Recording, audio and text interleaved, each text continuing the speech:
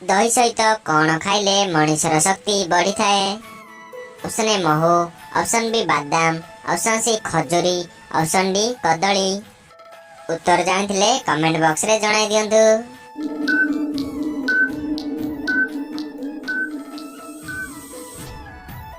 सो friends यार सठिक उत्तर देला ऑप्शन नंबर बी बादाम।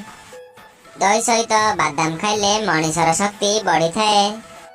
तेबे आपण मानक पई परवर्ती प्रश्न, गरम क्षीर पी सारी पानी पीले केउ रोग होई थाए? ऑप्शन ए अर्श, ऑप्शन बी काश, ऑप्शन सी मधुमेह, ऑप्शन डी रक्तचाप। उत्तर जानिथिले कमेंट बॉक्स रे जणाई दियंतु।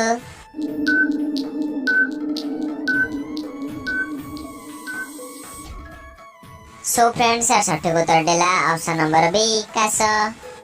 गरम क्षीर पी सारी पानी पीले काश रोग होई थाए।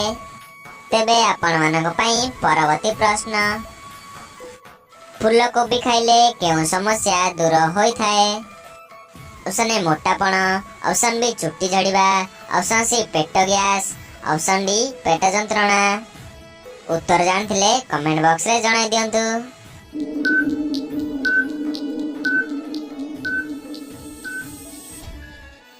सो फ्रेंड्स यार सठिक उत्तर देला ऑप्शन नंबर बी चुट्टी झड़िबा। फूलकोबी खाइले चुट्टी झड़िबा समस्या दूर होई थाए। तेबे आपण मानक पई परवर्ती प्रश्न, सुगर रोगी माने केउ फल खाइबा उचित नुहे? ऑप्शन ए सेव, ऑप्शन बी अंगूर, ऑप्शन सी कमला, ऑप्शन डी कदली। उत्तर जानिथिले कमेंट बॉक्स रे जणाई दियंतु।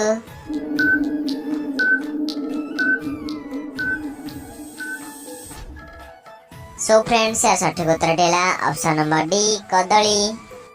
सुगर रोगी माने कदली खाइबा उचित नुहे। तेबे आपण मानक पई परवर्ती प्रश्न, घी सहित कौन खाइले मनुष्यर दृष्टि शक्ति बढ़ी थाए? ऑप्शन ए लवंग, ऑप्शन बी हळदी, ऑप्शन सी दालचीनी, ऑप्शन डी गोलमरीच। उत्तर जानिथिले कमेंट बॉक्स रे जणाई दियंतु।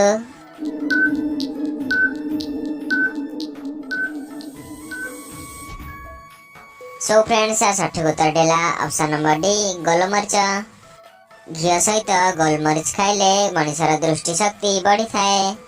वीडियो भल लगे वीडियो को लाइक करंतु, चैनल रे नुआ थिले चैनल को सब्सक्राइब करंतु।